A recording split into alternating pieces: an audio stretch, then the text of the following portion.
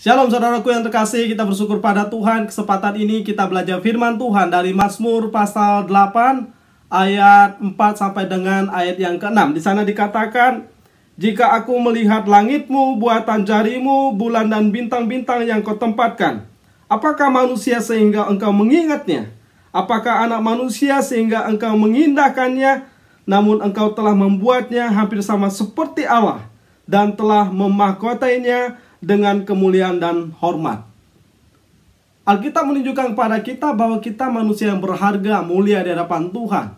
Sehingga kepada kita dikatakan diberikan suatu kemuliaan dan kehormatan yang tentunya lebih luar biasa daripada ciptaan Tuhan yang lain.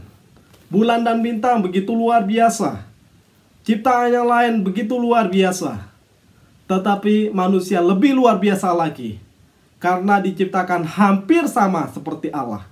Artinya bahwa seperti yang digambarkan di dalam kitab Kejadian, bahwa kita diciptakan dalam gambar dan rupa Allah, itu sesuatu yang nyata sekali.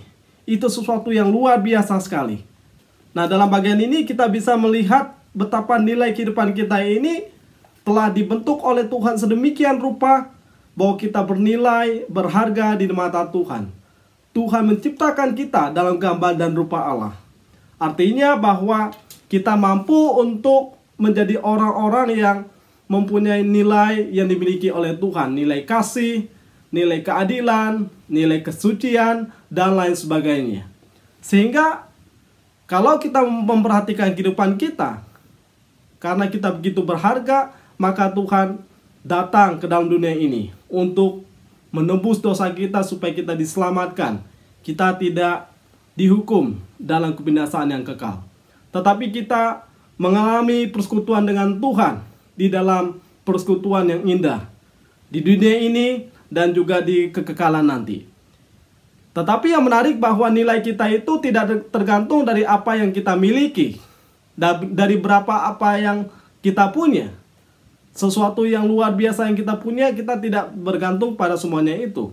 Tetapi nilai kehidupan kita itu bergantung pada Tuhan. Sehingga waktu kita melihat manusia yang lain, sesama kita, Alkitab berkata kita harus memandang mereka seperti kita memandang diri kita sendiri. Itu sebab dikatakan, "Kasihilah Tuhan Allahmu dengan segenap hatimu, dengan segenap akal budimu, dengan segenap kekuatanmu." Tetapi kita juga harus mengasihi sesama kita seperti kita mengasihi diri kita sendiri. Artinya kita ini dengan sesama yang lain sejajar di hadapan Tuhan. Tidak ada yang berbeda, tidak ada yang lebih hebat, yang luar biasa. Karena kita diciptakan dalam suatu nilai yang tinggi. Dan Tuhan menganggap nilai itu memang pantas diberikan kepada kita sebagai orang percaya. Sehingga dalam bagian ini dikatakan bahwa sebetulnya apa yang membuat menjadi berbeda antara kita dengan orang yang tidak percaya.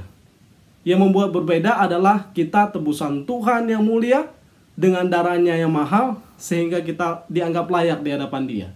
Sementara orang menolak Kristus, mereka tidak menerima hal yang sama, sehingga mereka dihukum dalam hukuman yang kekal.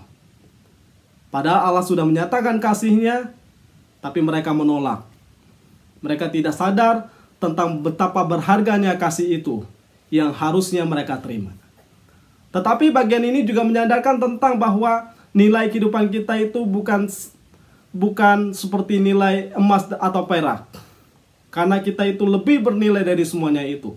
Alkitab berkata bahwa nilai kehidupan kita itu sejajar dengan nilai darah Kristus.